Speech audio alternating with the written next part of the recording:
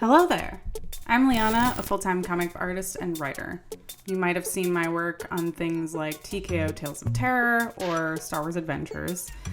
This series is for anyone in comics, fans and peers alike. Here, I sit down and talk to all my friends in the comic industry. Welcome. Hello, everyone. Welcome. Jazzlyn Stone is here with me. One of my favorite humans on the planet. Hi. I'm excited to be here. Thank you for having me. How are you? How's your day going? I'm good. It's good. I woke up feeling extra queer. My eyes were just like rainbows. And I was like, oh, must be June.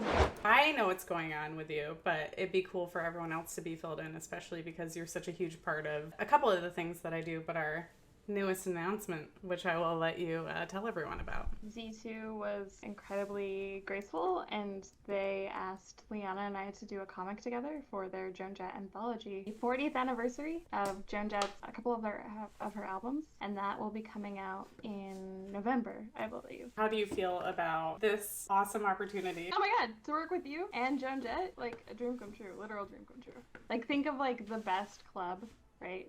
So you got like awesome bread, and then you got like awesome Joan Jett turkey club, and then like awesome Liana bacon. And We've moved to sandwich analogies. That's my favorite. Z2 can be like the super crunch deluxe lettuce. Like it's just an awesome sandwich. I wish we could talk about more. I think just the announcement is like the big thing. Like all we can say, yeah. 2 that were on it, and then 3 pre-orders are up. There's a couple of tiers. There's like the hardcover, and then there's like an ultra deluxe version that comes with like ultra deluxe vinyl.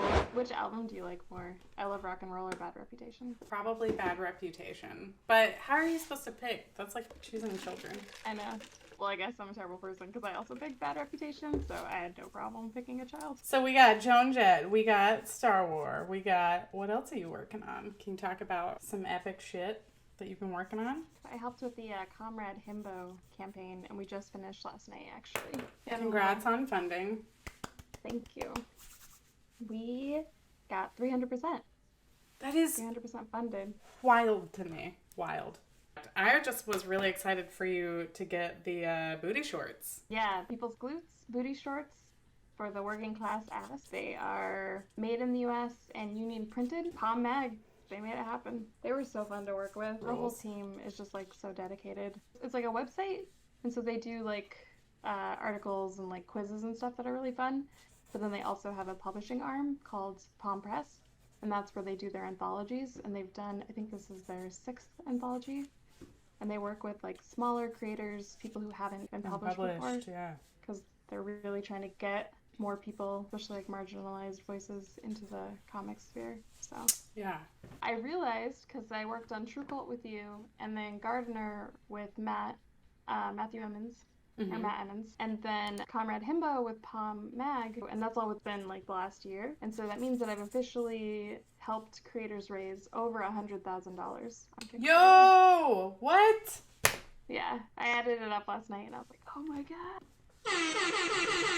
We have one question so far. Are there levels to the services that you offer as a marketer, or is it just project dependent? It depends on the project, really, and schedules. I think a lot of people think they need more help than they actually do. Sometimes, really, all we need to do is do like a phone call, and I can ask some questions and then give you some general advice. I think a lot of people are more prepared for marketing than they think they are. Have you ever done like a consultation call and then turned around and sort of just like said, you're already prepared for this, you don't need me type situation? Yeah, I've had consultations with people where I wasn't a right fit for the project, or they wanted to bring me on earlier than I thought that they would need to bring me on. Mm-hmm. And so they would end up basically, like, in my opinion, wasting money, which, like, I'm happy to have money, but also I know how much it takes to make comics. And so I don't want to take up an already limited budget, you know? I've had people that I've been like, hit me back up in 6 months. We have another question. What do you look for in a client when taking them on? I need to be into the product story, whatever it is. If I connect with something, then I start getting excited, and then like I can see like, oh, we could do this and we could do that, and if I can see the audience, that's helpful too. Sometimes if I can't see the audience, but I talk to the creator and they're like, oh, this is who I think is for, that helps me. So I need to have like some type of emotional connection to it, see who the audience is, and that the person needs to be like just kind, right? Like I have a no working with assholes rule. which has steered me pretty well. It's really good, I think, advice, especially for young creators. Don't invest an entire year's worth of your effort and energy being spent into something and collaborating with someone. It's the same as, like, you're a full-on collaborator. Like, we see you as a full collaborator. Why would you want to work with someone for an entire year if you're not going to enjoy spending time with them? You know what I mean? Yeah. And my belief is, like, that shows up in the work. So, like, if I'm not into a product, it's going to show up in my work. And then how can I get other people excited about, because that's like my job, right? It's just getting people excited about the comic, let's say. But if I'm not excited about it, then I'm not going to be able to excite them. Right. So it's like just a waste of everyone's time and money. And I am not about wasting money. So can you talk about the upcoming Mad Cave Jazzlyn content for the summer? Oh yeah, so I do a weekly New Comic Book Day stream with Mad Cave Studios. And so I get to interview their creators and their team about like what's coming out, what's out that day, what's coming out. Yeah, so the Beat announced our June schedule of all of the people that I get to interview this month, which is a stacked list. It really is. So Matthew Ehrman, and then the week after that, I get to interview the CEO and creative director of Mad Cave, Mark London, about his books and running the company. And the week after that is my birthday, and I get to have Liana on for a live stream and a live drawing. And the week after that, I'm interviewing Steens about editing. Oh my God, that's going to be so fun. Yeah. So it's like crazy stacked month. Can you go into a little bit how, as a marketer, you've been hired to do like these live events and like essentially be a host? Yeah. So as I was saying about like, I get excited about things. I think that's honestly like my best tool as a marketer. Like I love comics. And I want more people to read comics. In the case of Mad Cave, I actually pitched this to them because we've done the Mad Cave Showcase, which is like a streaming event where we get to interview like a ton of creators and we make a lot of announcements of books that are coming out.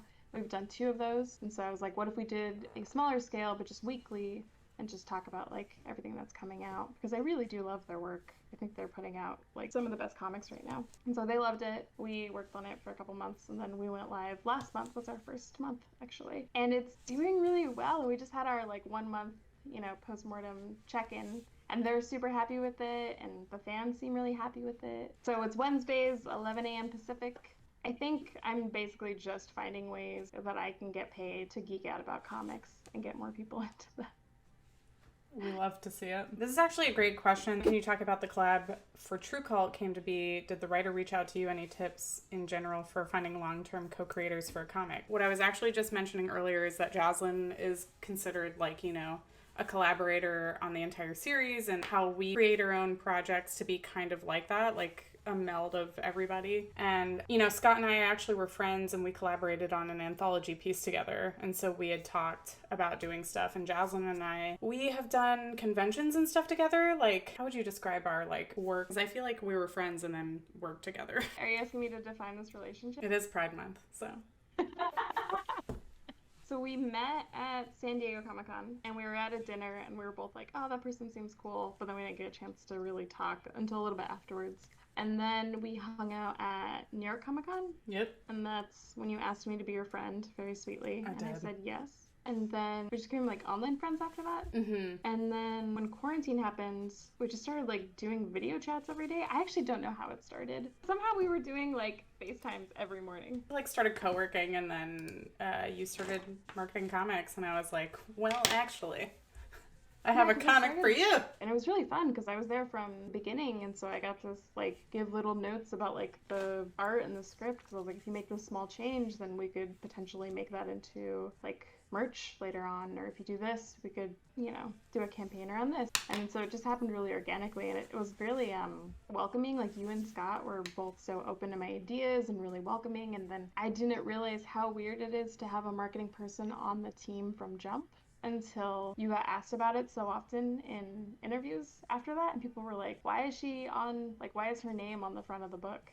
And I was like, why wouldn't it be? Like, yeah. And I was like, oh, that's actually uncommon. So I'm really appreciative of you and Scott for taking a leap of faith. True Cult would not be what it is without you, that's for sure. Finding long-term collaborators happens organically. You just meet people in comics and you enjoy hanging out with them, and you see the potential and how good they are at what they do. I would say like invest in the industry and what you hope to get back from it, because it's going to be all good friendships, all good peerships, all good creator, working relationships. So. Oh, just real quick, like the people that you work with, like theoretically, if your comic gets big, you're going to be working with that person forever, and like your descendants might be working with their descendants, so like you need to make sure that you trust each other and you believe in each other and that you're honest and communicative. I think that's just as important as can you work with them creatively, as like do you have each other's back. Absolutely. Robert Wilson asks, how would you recommend budgeting for marketing when you're building a project's overall budget? My dream answer is that 50% of your budget is available for marketing. That would include like merchandising, and if you want to do digital ads, or if you send it to reviewers, or like shipping, all of that. So that's my dream goal. I understand that that's perhaps like a pearl clutching amount. So I'll drop the 25 with room for 20%.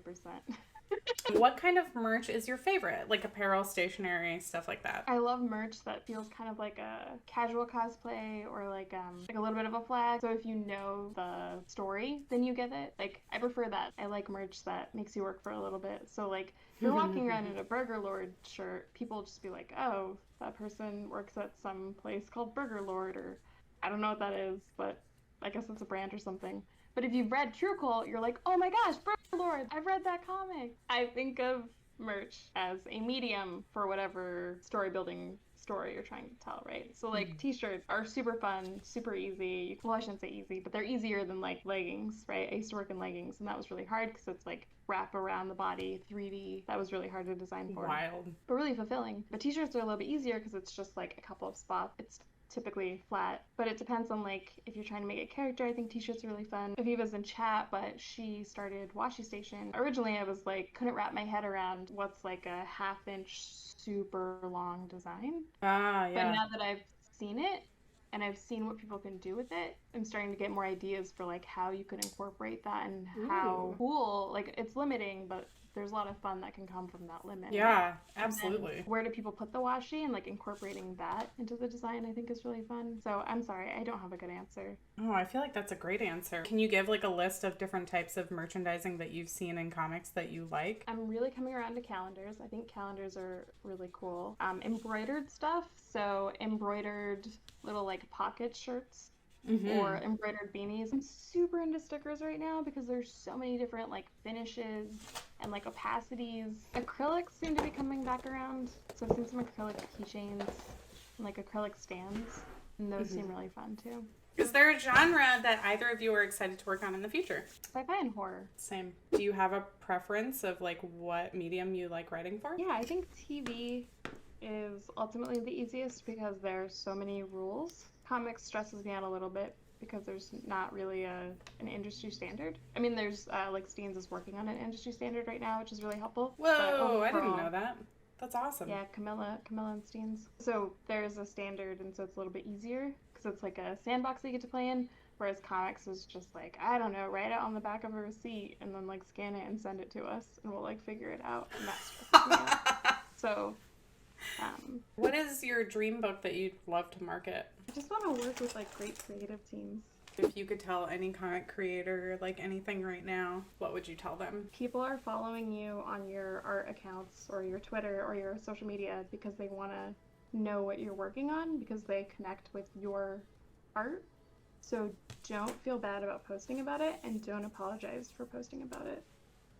And then start a mailing list, because the mailing list are people who want you to send them things about your art, and they trust you enough to give you their email. Instagram can change, Twitter can change, these companies can go under, so your account could get locked or deleted, and you'll lose all those followers, but that's less likely to happen with your mailing list. And you can take that from MailChimp to Squarespace Mail to whatever there is in the future. That is such a good piece of advice. Jazzlyn is writing our Joan Jett story, and we are looking forward to sharing that with you all. And you can pre-order it. It comes out in November. I will drop the link below. Thank you for having me on. Yeah. Thank you for agreeing to draw comics with me. Yeah, I guess. And thank you for being such a hub in the comic scene. Please, everyone, follow Jazzlyn. You can find her Instagram, Twitter, and her perhaps expired game that you created that we should touch base on next stream for sure. And follow her work because she not only does comics marketing, but she also writes, and she's an incredible writer. So no updates here other than follow my Twitter for some stuff, for lots of updates on some things coming soon. And yeah, with that, I undo all.